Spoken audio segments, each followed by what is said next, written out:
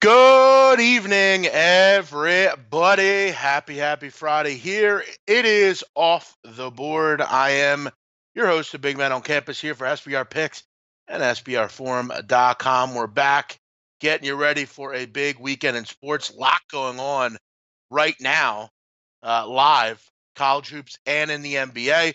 We'll update you on the King Rail contest, see what we got late night in the NBA. We got some NBA kicking off here in about 10 minutes. So we'll go through some live scores, maybe get you ready with a couple bets on the late night card as well.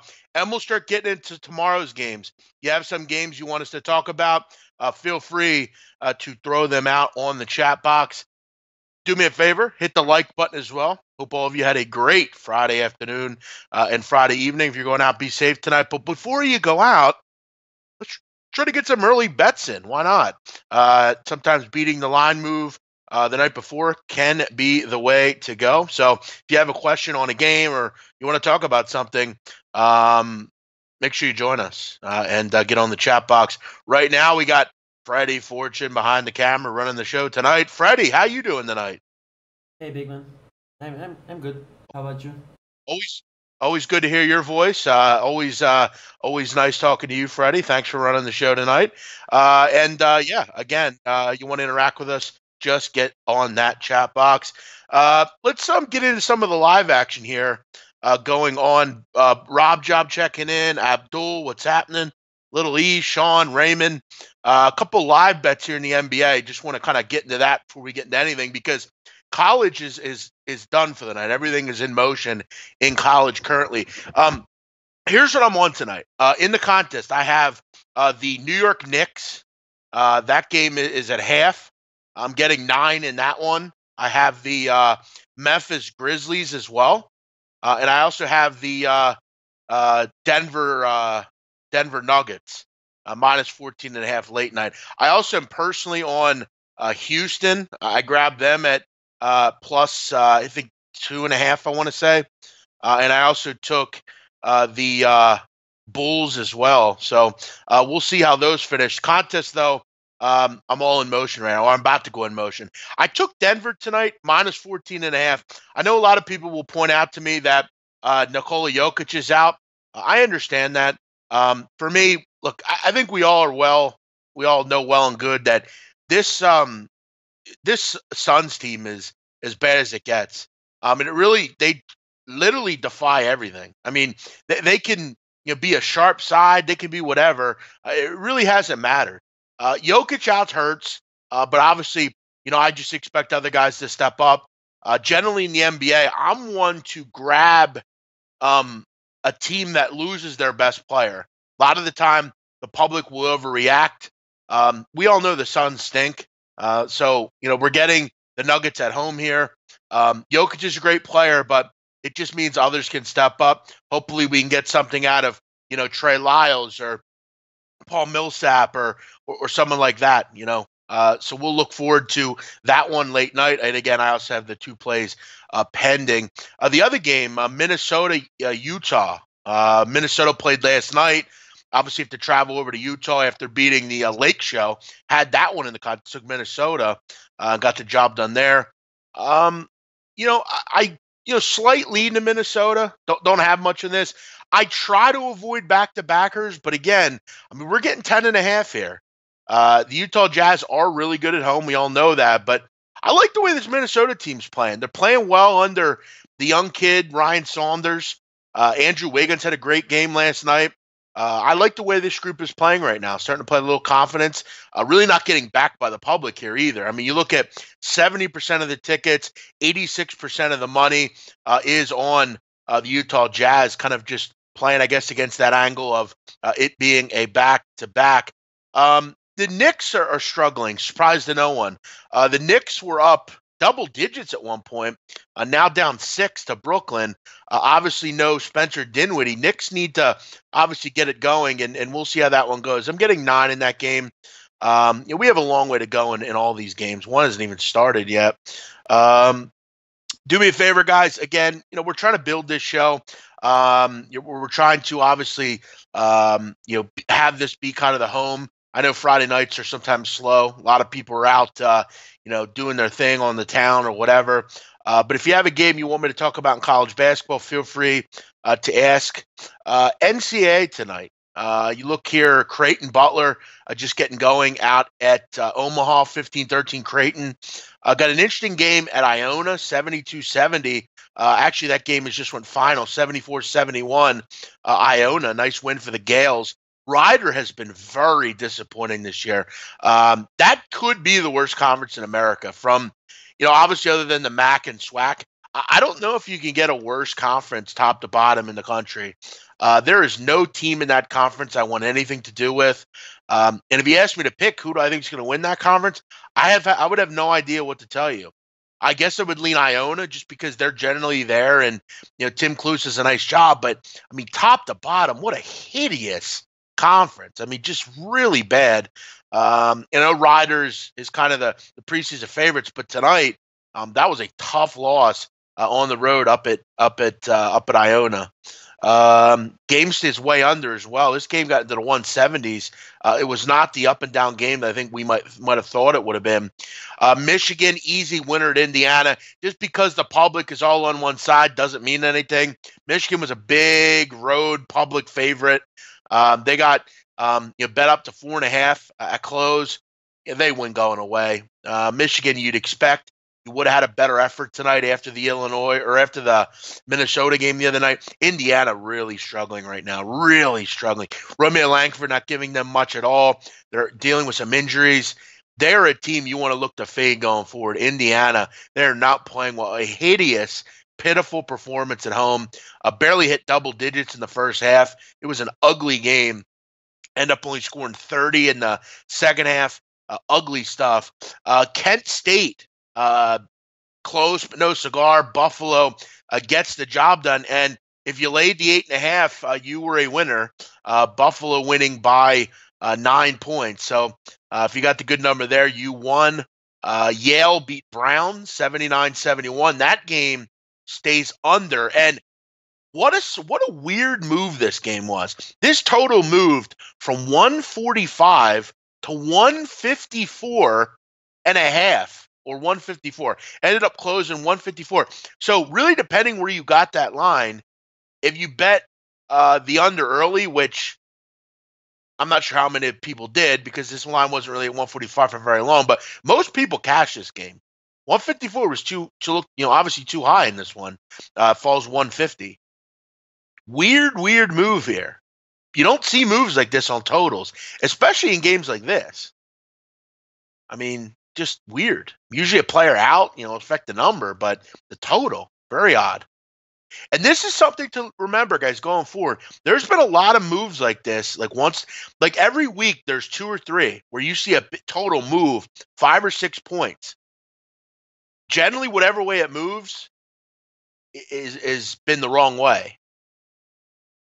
So this one gets bet up 9 points almost, falls way under. So waiting on these and kind of, taking a look an hour before the game has paid dividends.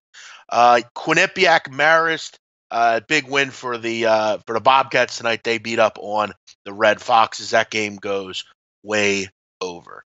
Let's get into some comments here. Ski Profit. What's up, Ski Profit? Ski Profit is going against me tonight.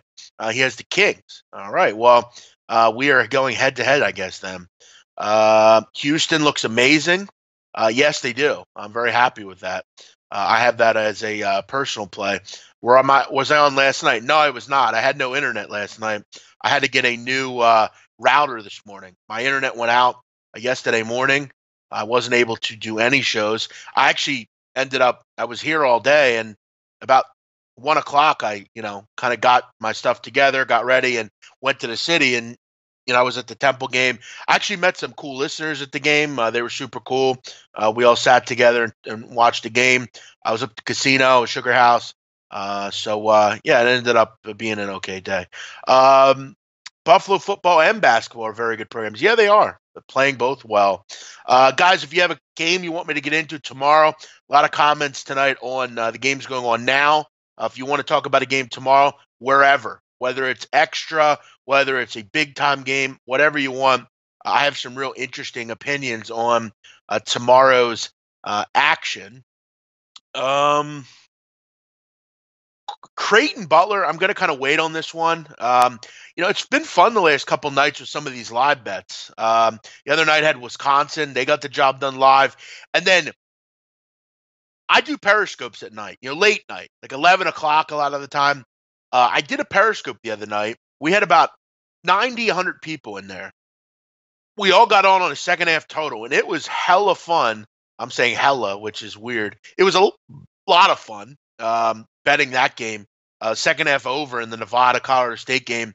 We bet over 82. It fell 83. So it was a hell of a fun time. We'll see if we can find something on that game or on a game like that and try to get in on something. Before I get into tomorrow's card, I want to take a look at this NBA card and kind of see what I might want to get into here live, because I do have a lot of bets going right now, whether it be the Knicks or whatever. Knicks have taken the lead. How about that? Little 8-0 run for the Knickerbockers. Let's go, baby, up at Barclays. Shout out to our friend Peter Loshak, who is a longtime friend of mine. I've known Peter longer than most of you have been gambling. I've known Peter since, 2012 probably. Peter Loshak, my old friend on videos, he is at that game, so I'm sure he's having a nice time. Nice to see Peter Loshak out in the town. I don't think I've ever seen that before, but welcome, Peter. I'm hoping you're enjoying your time up at the Barclays Center. I want to see here. Houston, Toronto. Houston up 9, really playing some great basketball. That game is about to go to half. So a lot of games are at the half right now. Grizzlies are down 6. So we need a kind of a run from them. I'm going to get involved in this Toronto-Houston game here at half. I'm already on Houston. I want to see what we have at a total perspective, because both these teams shooting the ball well. We had a game the other night, Houston and Philadelphia, like the over live in the second half, didn't come in. It was a game that Philly rolled in, but Houston just couldn't score. Houston looks to have it going tonight, and very surprising too. I mean, I'm not surprised because I took Houston. I liked Houston at home tonight. James Harden, though, only 10 points tonight. Really a concerted effort tonight. You have to be happy if you're a Houston Rocket fan. Getting a good performance from everybody. 4 players in double figures. Austin Rivers close to being the 5th. When was the last time you saw them at 5 players in double figures? They're going to have it tonight. Getting some decent bench production. 11 points off the bench as well. I mean, they're up 12 points. How about that? A nice night for Houston. We'll see if it continues. We all know Toronto really good, but 70 points at half against Toronto. Nice work, Rockets.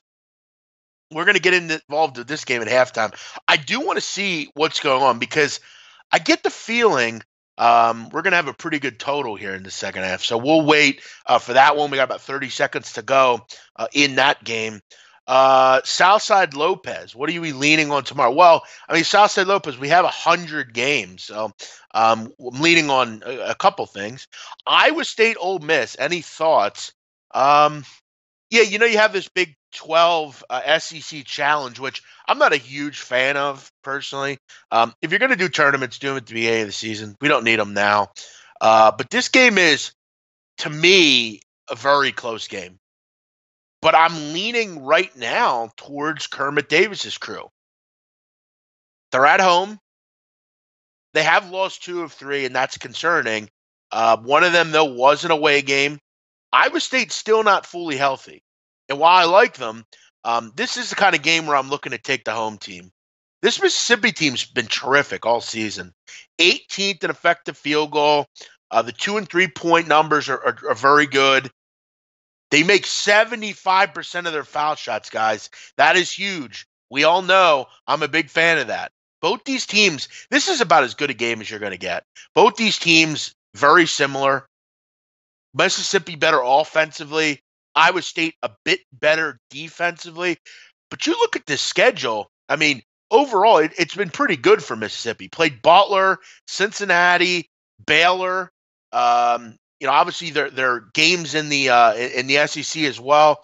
Iowa State, both these teams, again, very similar. You're not going to really get an edge in me. I would take the team at home in a game like this. I think this is probably the biggest game Ole Miss has had all season. They really need kind of that. You look at this team. I mean, they're in the SEC and they're 14-4, but do they have a quality win? I mean, I guess they have a few, Auburn and Mississippi State, but outside of that, I don't. A Big 12 win against Iowa State would be big. So, I mean, this is a big spot for Kermit Davis's crew. I think he makes them way better, and that's obviously been clear. Terrence Davis has been fantastic for them. I lean home team here. Citadel VMI total 178.5 tomorrow. Yeah, I mean, keep in mind, Citadel, though, as many of us know, is the worst scoring defense in the country. And that's just how they play. Their coach, Duger Balcom, basically preaches the loot and shoot, which is we give up a ton of points, and that's that. They're very fast tempo-wise, fourth in the country. But VMI is very quick as well. Their coach, Dan Earl, who, if you know anything, Duger Balcom actually used to coach at VMI. Now he's at Citadel. But Dan Earl has continued to kind of keep the same way of scoring. What VMI does is they shoot a ton of threes. 26% of their total points, 40% of their total points come from three. They're 26th in the country at that. So they're going to put up a lot of threes. They're like the Savannah State of the SoCo. They love shooting threes. They love going quick. They play no defense. I mean, 180, was it 178? I mean, you're going to need 94, 91 for this game to hit. Again, though, I mean, you're not going to find a lot of pushback for me. I guess the one thing you kind of like, though, is the Citadel is a decent three-point defense. I actually kind of like Citadel here. They're at home. I think they're the better team. I think they win by, 8, 9, 10, something like that. VMI is fucking trash. Like dog shit trash. So yeah, to say it's too many points, I don't ever think it's too many points between those groups. Let's go down the card here. A lot of people. Oregon State, Washington. I'm not a believer in Washington or Oregon State just yet. I think Washington is the play there. I like the way that zone has played. I like the win last night. That was obviously key against Oregon. Oregon had been playing some good basketball of late, and they were able to go in it. That's the kind of thing you need to do if you're Washington. You need to assert that you're the best team in this conference. And you look at all of a sudden, Washington's won 8 in a row. They're winning dirty. They're winning defensively. You look at the last 5 games, guys. They've only given up more than 64 points one time. They've given up 60 or less 3 times. And those were to Utah, Cal, and Oregon. 2 of those teams are pretty solid on offense. This team is playing inspired basketball right now defensively. Going up to Corvallis is tough. This Oregon State team has improved a lot. Stephen Thompson's a real good player. But it's hard to envision right now Oregon State, beating up Washington just with the way they're playing. Should be a fun game. I think Washington can go on the road and get the job done. They're playing great. I think they're the best team in this conference. What a bad conference, though, this is. USC, Arizona, UCLA, Oregon, Arizona. I mean, all these teams are so hit or miss. I mean, this is Washington's losses this year. Auburn, Gonzaga, Minnesota, and Va-Tech. 3 out of the 4 are top 20 teams. And Minnesota has given Michigan a game. They beat Wisconsin. I mean, this is not a bad resume for Mike Hopkins' team. I think Washington is up here, and I think the rest of the Pac-12 is here. They're undefeated in Pac-12 play so far, 6-0. I think they're starting to assert themselves here. Noah Dickerson's as good as it gets. Knowles as good as it gets. The zone's terrific. And look, they've actually been quite good on the road lately. Won their last 3 road games. And these trips aren't easy. Oregon and Utah are tough trips. They also did the unthinkable. They won at Utah and at Colorado Thursday and Saturday. That is about as hard as it gets, guys, to go from Thursday to Saturday and win in Utah and Colorado.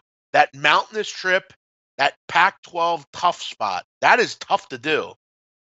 They've done it. Then they followed up and win 8 in a row. Really like how this group's playing right now. I think they are really asserting themselves as the go-to team in that conference. Do I like UVA minus 11.5? I do. I definitely do. Right now for Notre Dame, it's hard to imagine it getting much worse. The only thing you can look at and be somewhat impressed with is the fact that Notre Dame has actually been competitive. I mean, they're not getting killed. I mean, I know Va Tech beat them up bad, but I mean, for the most part, they haven't gotten beaten up. But you look at the fact that, it's Virginia. It's not North Carolina. While North Carolina's good, they're not a good defensive team. Virginia does everything well. They score well. They defend well. They have depth. They have a great they're the best of the best. And right now, no Carmody, no Durham, no Pfluger. If Pfluger's in this game, I give him a shot because Pfluger can make shots. But the truth of the matter is, Notre Dame can't make shots. And you got to be able to hit the 3. And you can shoot against a pack line defense. It's can you hit them? Clemson's a team that can make 3s. They got run out of the fucking gym against Virginia at home. Watching Virginia play defense is a carefully orchestrated ballet. It's that good. It's that simple. They're number 1 in the country in 3-point defense, which is amazing because you can usually shoot over them. They just make it very difficult to do anything. I love watching them play defense. I'm a defensive guy in basketball. I think it's a lost art. And now they have this offense that's just terrific. Jack Salt's been a factor. Braxton Key's been a factor. DeAndre Hunter's turning into, to me, a lottery pick. Love what I'm seeing. I love this team. Love Virginia. They should win by 15 plus. I'll say, I don't know, 71-51, something like that. Numbers are just sick this year.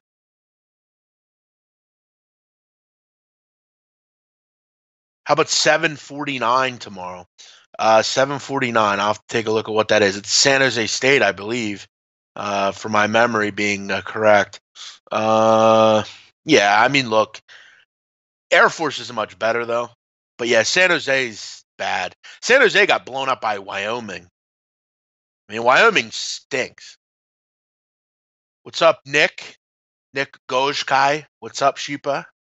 My Albanian. What's going on? Toma is eating wants a D'Alessandro's cheesesteak. Never had D'Alessandro's. It's kind of out of my jurisdiction. I'm usually a South Philly guy, so I don't ever go to D'Alessandro's. We'll get into some more college in just a second. Let's take a look at this Raptors Houston second half number. We have 70-61. So they're 131 at half. Wow. 131. Second half total is what? 111 and a half. They scored 131 points in the second half, or in the first half, and in the second half it's only 111 and a half. You would expect this Raptors to make some conscious moves on defense, but what do we say? I mean, both these teams shooting the ball very well. 52.5% and 51%. Not really shooting the 3 well. And they still scored 131. Obviously, possessions would be more at a kind of important. But let's say Houston goes on a 6-0 run to start the game in the second half. I mean, it's going to be a back and forth kind of game. There's not going to be that concerted possession every play. Everyone's performing for Houston. I don't think that's going to stop. I'm going to go over 111.5. It's the NBA. If they score 108, salute. There we go. I'm going over 111.5. So the last second half bet I hit on the other night against Nevada, Colorado State, let's play it over 111.5. I'm betting that at Bet 365. Actually, I'll tell you what. Before I do that, I'm gonna I'm betting it 111.5 at Bet 365. It's going well against King Real. I'm 11-10. I think we're both 11-10 so far. Only 21 picks in. We still have like 60 picks to go, so it's very early. So yeah, if you wish to opine, I'm going to go over 111.5 in the Raptors and Houston. Ski Profit asking about under 122.5 in Virginia Notre Dame. I said 71-51, which is that total. Virginia has actually done a nice job at scoring this year. You look at a lot of their scores, I mean, they're getting into the 80s. It's been a common occurrence. I would put Notre Dame probably around 50. So, I mean, both these teams very slow tempo-wise. This game, it should be played the 110s, I would think. Maybe low 120s. But Virginia is as slow as it gets. They're the slowest team in the country. Notre Dame, 300th. So they're not far off. This game should be 70-50, something like that. Let's see if there's any comparable games for Notre Dame. Radford's probably comparable as far as pace-wise, 63-60. Any other ones? I mean, no one plays defense quite like Virginia, so it's kind of hard to compare, I guess. But yeah, and both these teams very slow.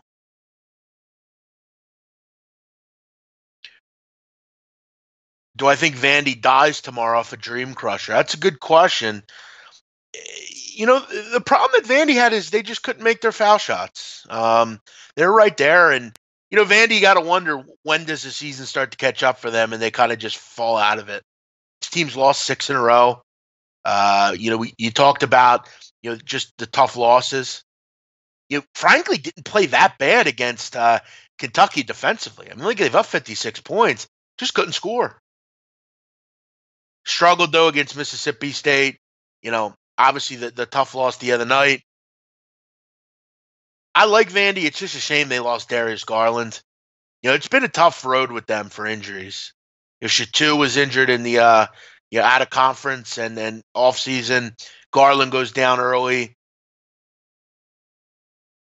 And unfortunately, due to Kevin Stallings, they never got anything out of LaChance or Fisher Davis. Those two got worse over their careers, which really has put them behind the 8 ball. They haven't been relevant in very long.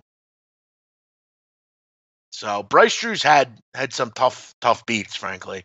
And it's not going to get any easier because Shatu's leaving. Garland's gone. It was this year. This is the year you were kind of hoping for if you were Drew. You get your guys. You still have Joe Toyo and Saban Lee. Well, now what? Got to go to Oklahoma now? That's rough. People know I'm a big Oklahoma guy. This number, though, I think it's around 10-ish, if I remember correctly. Oh, there it is. It's 10. 10 seems a bit high to me. For what it's worth, I mean, Vandy is a solid team, and Oklahoma does play a lot of close games. I mean, you look at Oklahoma's games, okay? They beat Oklahoma State by 9. Oklahoma State, for what it's worth, I mean, they played with 6 people. Beat Texas, lost Texas by 3, lost by 13 to Kansas State, beat TCU by 2, lost to Texas Tech by 7, beat Oklahoma State by 10, lost by 7 to Kansas. Close game against Northwestern. That game went to overtime. I mean, since Christmas, they haven't played a game and won by double digits other than one time. If you're giving me 10 here, the thing about Vandy is like you never know what could happen. And that's kind of the thing about being Vandy. I mean, let's remember, they did beat Arizona State, beat USC. I know those wins aren't great, but I mean, you still have a lot of season left. And you have a stretch here where you never know what could happen in the SEC. Let's say you beat Oklahoma tomorrow. I mean, is anyone really going to be overly pissed off that you lost to the teams that you lost to? It's the SEC. It's the toughest conference in the country. I mean, it's not like Vandy's given up. And if I'm Bryce Shaw, I'm spinning it and saying, you guys played a hell of a fucking game the other night. I mean, you should have beat Tennessee. If they make one or two more free throws, who knows how that game finishes? If they make one play, who knows?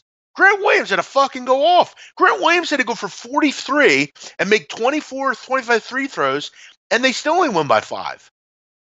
If I'm Vandy, I'm happy with my performance. 10 seems like too many in this game. I know Oklahoma quite well. And I'll tell you what, people, the key to covering games like this is, can you get to the fucking free throw line? Vandy does. 8th in the country at getting to the foul line. So, seems like a few too many to me. Sounds good, King Rail. King Rail, how are you? Good to see you on here. King Rail is on a couple. What are you on, King Rail, tonight? I'd like to know. Hofstra -9.5. Yeah, it doesn't get much hotter right now than Hofstra. Hofstra is got the longest win streak in the country, people. It's that simple. They are on a 15-game winning streak. And look, I said it today and I'll say it again. If you're looking for a team to win a few games in the tournament, I wouldn't just gloss over Hofstra. It's a pretty good basketball team with a lot of positives. A lot of good defensive games from them. They have a guy in Justin Wright Foreman who is as good a scorer as anybody. They're playing Towson tomorrow. I think comparable thought would be that maybe Towson can hang here. I'm not buying it. They beat Northeastern recently. Nice win, but look, Hofstra's just on a crazy run right now. They're winning away. They're winning at home. It really hasn't fucking mattered. Their losses this year to Marshall, Maryland, and VCU. Not bad there. Taking care of every other thing. And no one in this conference is going to beat them, if you ask me. They're number 1 in the country in free throw percentage. They don't turn it over. They're 12th in the country as far as turnover percentage. That's terrific. They passed the flying test here to me. They passed the big men on campus test. This is how you win in the tournament. A, do you play defense comparably? Yes. And B, do you have a guy that can take a game over? Yes, they have that. Justin Wright Foreman scores 26 points a game. I mean, that's as good as it gets. You know, and in the grand scheme of things, you look at, total points per game. I mean, it's right up there. I think Chris Clemens is number 1 as far as in the country. I'm going to check who's what it is here. I'm pretty sure though he's right in the top 5. Yeah, Foreman's 3rd, 26 points a game. I mean, it's impressive. Yeah, Hofstra should get the job done tomorrow.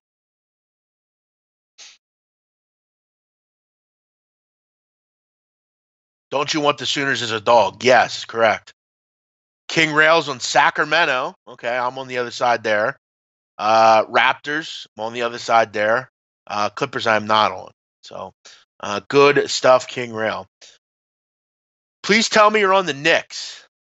Yes, I am on the Knicks, actually, which was good. They're down by 5. Look, we need them to just stay close in this game. We'll see how it goes. Grizzlies aren't looking good, though. They're not looking good. They need a run. We are underway quickly in Houston. Remember, we have the second half over 111.5.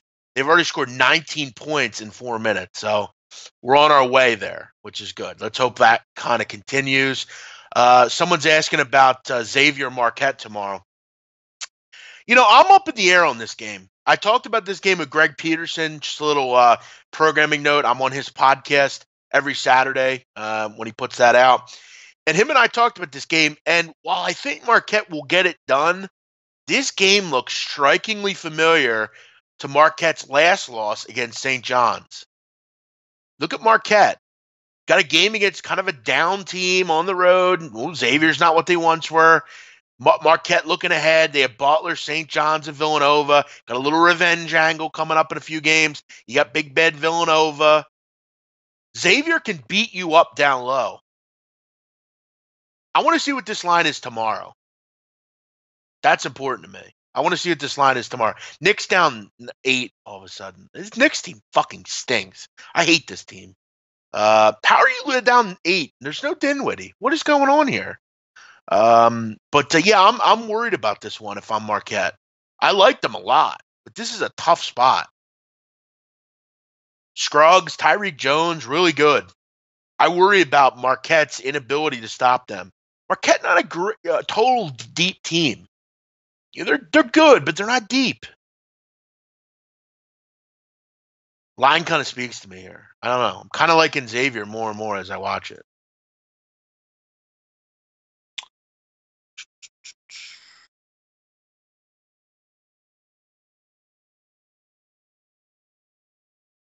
What do I think about K-State laying 4 at A&M? I like K-State laying 4.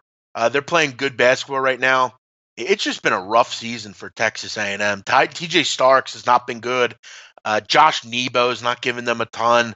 I think if you're A&M, I think Billy Kennedy. You got to wonder what his future looks like. It's been a tough season for A&M, and they don't generally put up with bad seasons. So you be that for it. So Starks has not been good though, and they've lost 6 of 7. The only win, a 1-point win at Alabama. I mean, these games aren't close either. I mean, they're getting beat up. Beat up by Auburn, beat up by Missouri, beat up by Florida. Not good for Texas A&M. You get a hot K-State team coming in here. I mean, you look at the gauntlet for Texas A&M. K-State, LSU, at Tennessee, at Mississippi. I mean, 4 games coming up, just brutal. I expect them to go 0-4 in them. Check in on some NBA scores here. 84-74 down in Houston. They are scoring in that one, so hopefully that continues. Can the Knicks make a fucking push is the question. I'm going to get and say no. Brutal. Fucking brutal. Nuggets up 5 early. That game is in the end of the first. Be on for another 5 to 7 minutes, guys. Usually Friday we end this show about 9:45, 9:50. I know most of you guys are probably going out or doing something, so I try to end it early. And I have to go get a haircut because I need to cut my hair, and I have some things I got to go do. So we will be on for a few more minutes here. Obviously, we have one bet pending live. It's the over. 111.5, Houston and Toronto. You're on Knicks. Yeah, well, hopefully we can get something special going here, King Rail. We need a 6-0 run here from the Knicks. But this is how I was last night in that Pelicans game. I had the Pelicans last night. And at times it looked ugly, but they kind of figured it out and was able to hang around. We're on the sharp side here. I know that. So, Denver -1.5 in play. That sounds good. That sounds real good. I'll tell you what. We're gonna get on that with you. Where are we here? Denver. I'll tell you what. I'm gonna get on that myself, but I'm not gonna get on that myself because that line doesn't exist anymore. It's 10.5 now. So I guess we're gonna miss out on that one. I didn't think it would be what he got it at. So yeah, a big card tomorrow in college basketball.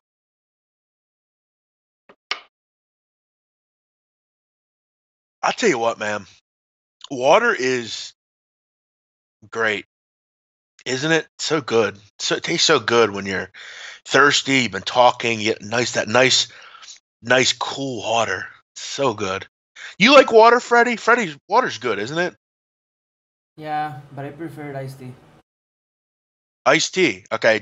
Are you a lemon guy or sweet? What do you like? What kind of iced tea guy are you? I prefer sweet, actually. Sweet. Yeah. Okay. Cool. I don't. I prefer it the total other way. But hey, I mean, iced tea's good always. Now, what do you drink like alcohol and stuff? From time to time, not always. I mean, like more Not, like a social thing. now, we noticed Larry Hoover's not in here. What's going on with him? Is he? I know you and him don't get along. Let's talk about something else, please. All right. Well, I saw you slapped him in the face in a video today. What was going on there? Yeah, he deserved that actually, but they won't let me hit him hard, so a slap was okay for now. Okay. Yeah, you're an interesting guy. You guys are both interesting guys. But yeah, I know you hate him, so we won't talk about him anymore. But thanks for sharing your iced tea comment. Thank you. The call on the radio show early. Yes, we know that, Rob Jubb. We know who that was. Um, yeah, I know he used to love us. That's the point. But we were able to dump it. He called in and called me the derogatory word that people call, some dickhead people call certain people. So, yes, he said a bad word, and he was immediately kicked off. We pretty much knew it was him, but he'll sit on hold for 10 minutes, and then he'll come on and say something smart. And he's called me a terrorist. He's called me, a child molester. I mean, he's like a 7-year-old guy. And basically, what happened was many months ago, actually last year, he made a comment on a show of mine about my sister. Now, at the time, he was a supporter of mine, and he said something about my sister that she was attractive and he wanted to get her number.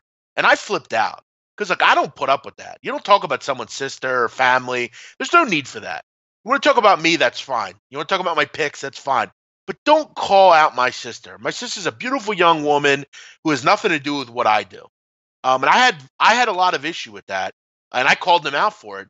And ever since then, he's called me I'm a terrorist. I believe in you know all sorts of stuff, and he's turned around some really ugly stuff.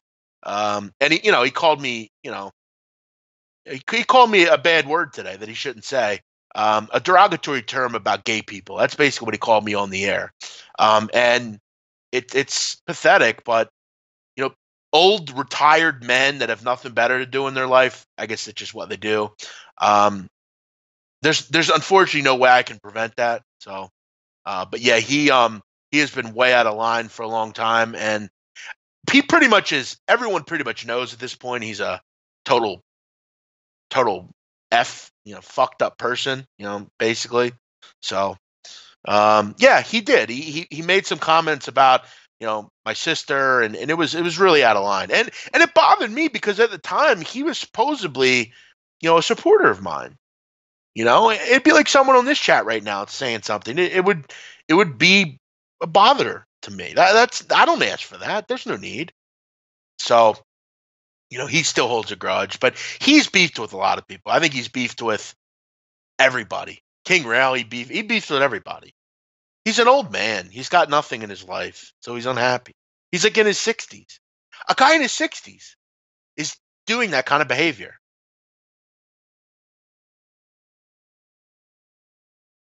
I got called the N word in my DM every day. Yeah, I mean, the internet just never ceases to amaze you on what you'll see next. This guy actually contacted like WCKG in Chicago. He contacted everybody. That guy's a child molester. I have papers to prove it. Like, What? That doesn't even make sense. What? Ah, that's all I'm going to say. Listen, there's paperwork for everything. If I was a snitch, you could find it. If I was a felon, I don't know if you could find it, but if I was a terror, I mean, come on, it's ridiculous.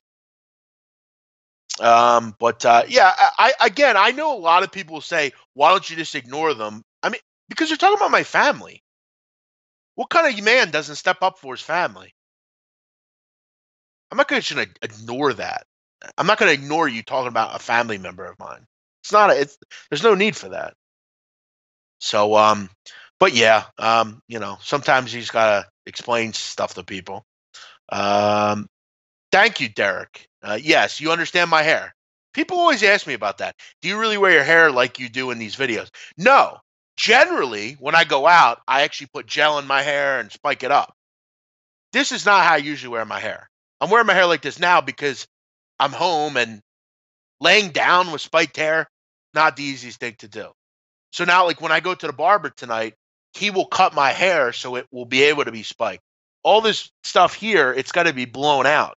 So I put gel in it. So if you saw my Periscope yesterday, you would have noticed that. Um, yes, headshot. I did. Right. No, if you know me, you know the people I hate most are rats. I can't stand them. I hate people that snitch. I can't stand that. I will not associate with you if you snitch. If someone in this chat told me they were an informant, I would not ever talk to them again. But good point there, headshot. Yes, exactly, Isaiah. Yeah, well, pomade's cool too. I've used that before, but I need like a really strong gel, like a glue. I use a glue. But all right, guys, we're going to wrap this up. Before we do that, though, let's take a look here. 92-74 in Houston. We have 35 points in 8 minutes. So I don't know, about 4 points a minute. We need more. I mean, we got to start. Toronto's hurting us here. Toronto can't score. I mean, I don't know what's going on. We need them to get to 20 at least. There's plenty of time left for that. The Knicks are surprisingly to no one getting blown out, which I don't think anyone's surprised by that. We'll see if we can get a back door here. They're down 12. So we need a back door. I mean, it's just amazing the Knicks. Like, Dinwiddie not playing. Yet, here's who stepped up tonight for the Nets. Theo Pinson, Shabazz. I mean, listen to this. D'Angelo Russell has 10 points. And they're beating the Knicks by 15. Shabazz Napier has 18. Theo Pitts has 15. And Ed Davis has 17. Give me a fucking break, bro. These fucking nobodies have 35, 40 points. Are you fucking kidding me? No Dinwiddie or Russell, and they're up 15. I mean, fuck, man. What the fuck? Grizzlies making a comeback. It's not over yet in Memphis. They're down 1. And the Nuggets are up 2. What the fuck, man? Fucking one of those nights in the NBA. Fucking shit Knicks, man. Fuck. Yeah, we already took a live bet. We took the over or second half over in the Nets or in the Rocket game. But that's all we're gonna do, guys. We're gonna rock with those. These are contest plays already, so we are live on those, and that's going to be it. So we'll root in this second half over in the Houston and Toronto game. We just need, frankly, we need the Raptors to start scoring. But that's it for me, guys. I am out of here. I got to run out. All of you have a great weekend. I'll be back tomorrow, 11 o'clock a.m. One of the best shows of the night. I'm on with Drew Martin, and I'm on with Ian Cameron. Make sure you join us. We're talking college basketball, 11 o'clock a.m. We'll go through all sorts of games, and we'll have fun along the way. So you all have a nice night. I'm the big man on campus. Thanks to Freddie for producing. We will see you Monday here on Off the Board. Thank you.